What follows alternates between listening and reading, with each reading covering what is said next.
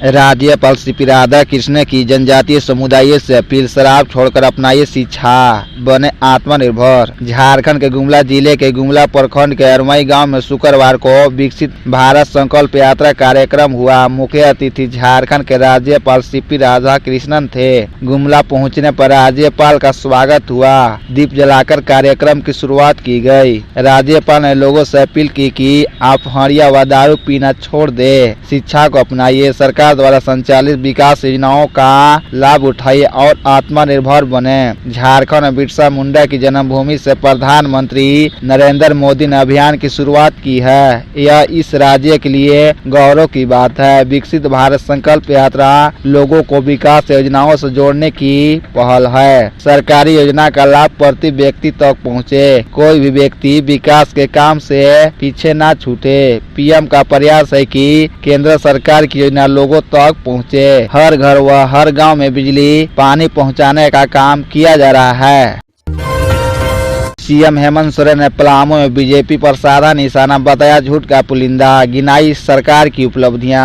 पलामू जिले के मेदिनीनगर के पुलिस स्टेडियम में आपकी योजना आपकी सरकार आपके द्वार कार्यक्रम में शुक्रवार को मुख्यमंत्री हेमंत सोरेन ने एक तरफ जहां सरकार की उपलब्धियां गिनाई, वहीं दूसरी तरफ बीजेपी की पूर्ववर्ती सरकारों पर जमकर निशाना साधा। उन्होंने बीजेपी को झूठ का पुलिंदा बताया। सीएम हेमंत सोरेन ने 99 करोड़ की लागत से निर्मित 110 योजनाओं का उद्घाटन किया। इसके साथ ही पलामू जिले में चलने वाली 91 करोड़ 86 लाख रुपए की 72 योजनाओं का शिलान्यास किया। सीएम ने इस दौरान विभिन्न योजनाओं के लाभुकों के बीच 68.67 करोड़ की परिसंपत्तियों का वितरण किया। सरकार आपके द्वार कार्यक्रम के दौरान मुख्यमंत्री हेमंत सोरेन ने ऑनलाइन हरिहरगढ़ प्रखंड, हुसैनाबाद प्रखंड समेत अन्य प्रखंडों के जनप्रतिनिधियों से सीधा संवाद किया और आपकी योजना आपकी सरकार आपके द्वार कार्यक्रम की जानकारी ली।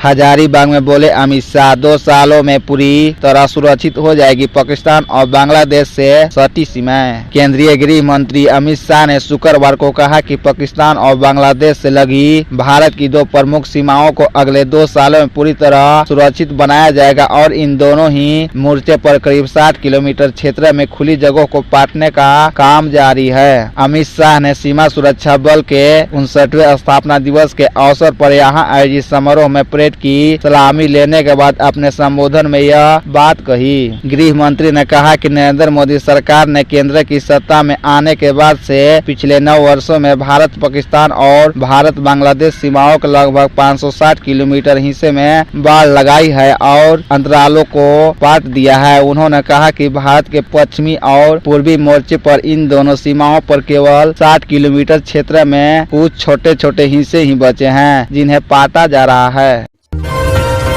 आजादी के 76 साल बाद भी नहीं बदली इस गांव की तस्वीर, राज्यपाल से लेकर सीएम ने दी बस आश्वासन की घूंटी। लोहरदगा जिले के कुड़ू प्रखंड के अति पिछड़ा सलगी पंचायत के चूल्हा पानी गांव की तस्वीर आजादी के 76 साल बाद भी नहीं बदली है। ग्रामीणों को आज भी पंचायत तथा प्रखंड मुख्यालय आने जाने के लिए जंगली पगडंडी का सहारा लेना पड़ता है। बरसात में बह गई पगडंडी को ग्रामीण ने श्रमदान से चलने लायक बनाया है। गाँव के लोग आज भी दामोदर नदी के उद्गम स्थल चूल्हा पानी का पानी पीते हैं। स्वास्थ्य सुविधा के लिए ग्रामीण लगभग 10 किलोमीटर दूर सलगी अतिरिक्त स्वास्थ्य उपकेंद्र पर आश्रित हैं। बरसात में यह गांव टापू बन जाता है। सड़क के अभाव में आवागमन का कोई समुचित साधन नहीं है। गांव में कोई बीमार पड़ जाए तो ग्रामीण उसका इलाज जड़ी बूटी से करते हैं। स्थिति खराब होने पर खटिया में लाद कर सलगी या फिर लोहरदगा ले जाते हैं। एक तरफ देश आजादी का अमृत महोत्सव मना रहा है तो दूसरी तरफ चूल्हा पानी के ग्रामीण मूलभूत सुविधा के लिए तरस रहे हैं। मुंबई में जनजातीय गौरव दिवस पर 3 दिन का भारत नेशनल मीट, वरिष्ठ पत्रकार नागेश्वर को झारखंड रत्न। महाराष्ट्र की राजधानी मुंबई में 13वां झारखंड स्थापना दिवस सह जनजातीय गौरव दिवस मनाया जा रहा है। 3 दिवसीय भारत नेशनल मीट में अलग अलग विषयों के जानकार भारत को विकसित और आत्मनिर्भर भारत बनाने के बारे में अपने विचार रखेंगे।